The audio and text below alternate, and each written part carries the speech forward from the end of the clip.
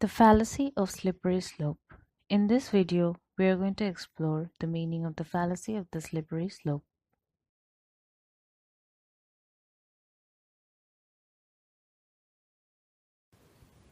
In a slippery slope argument, the arguer starts with a single condition, takes a stand against it, and uses as support notion that other worse things will happen if the first condition is allowed to happen. The arguer claims that a sort of chain reaction, usually ending in some dire consequence, will take place, but there is really not enough evidence for that assumption.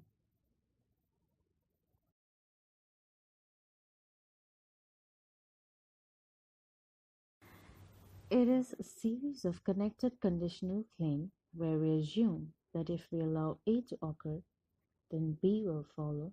If B occurs, then C will follow, and if C occurs, then a dreadful D will follow.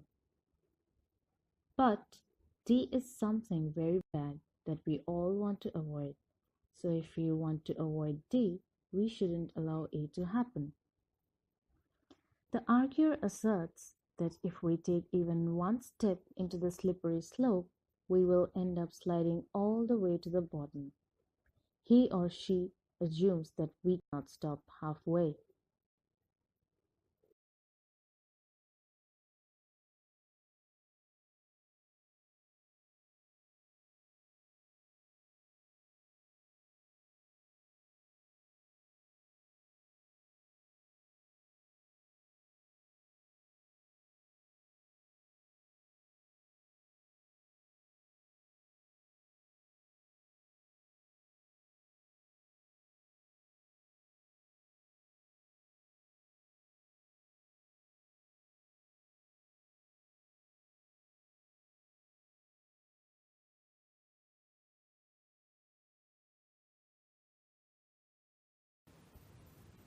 The problem here is if someone predicts that taking a first step will inevitably lead to a second undesirable thing, which will lead to a third undesirable thing. Here, we need to provide an evidence that a negative outcome will happen.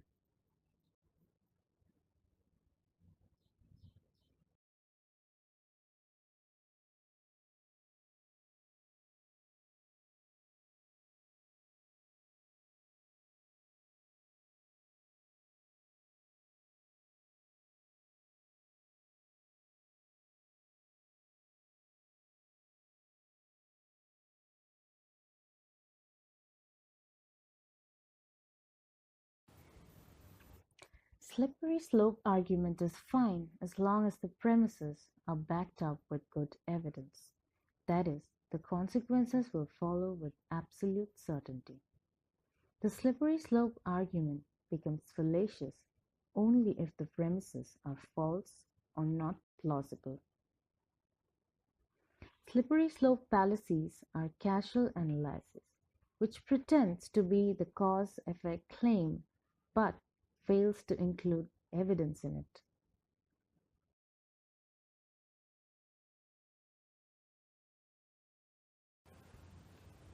It is usually the case that slippery slope arguments are intended to be valid. That is, they are not intended to establish that a dreadful consequence will follow with absolute certainty. Like in this poster, where the cat says a very ridiculous thing.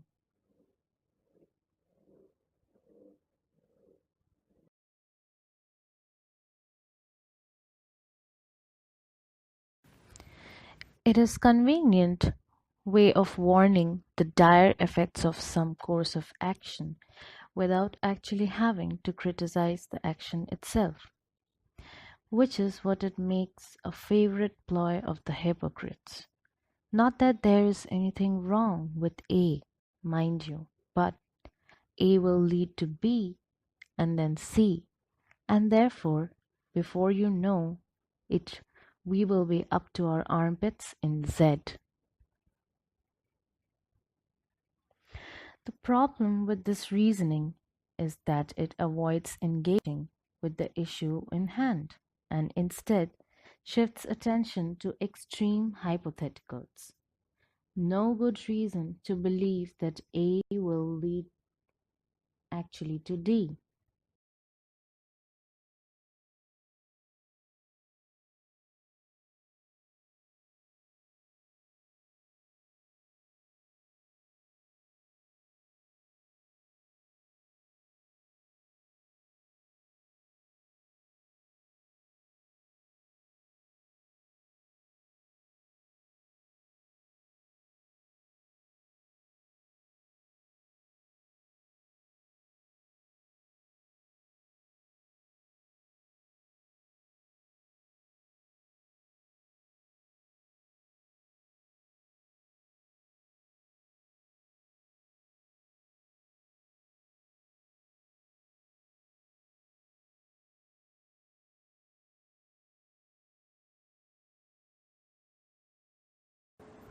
We should always be asking ourselves the question that how likely is that D will follow if A occurs for the argument to be a very strong argument.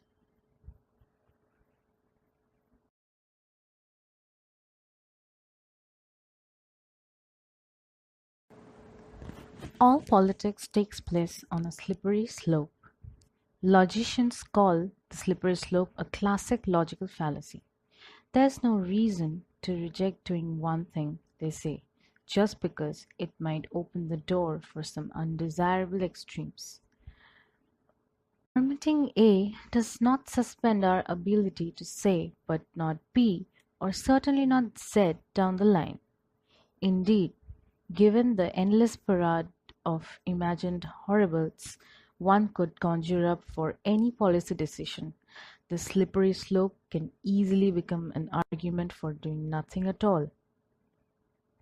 As George Will once noted, all politics takes place on a slippery slope.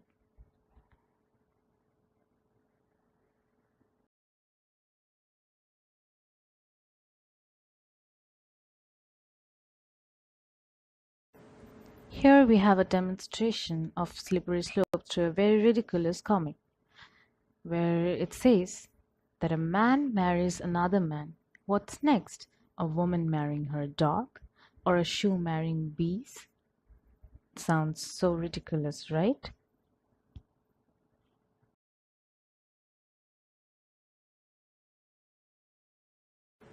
How can we assess if a slippery slope is fallacious?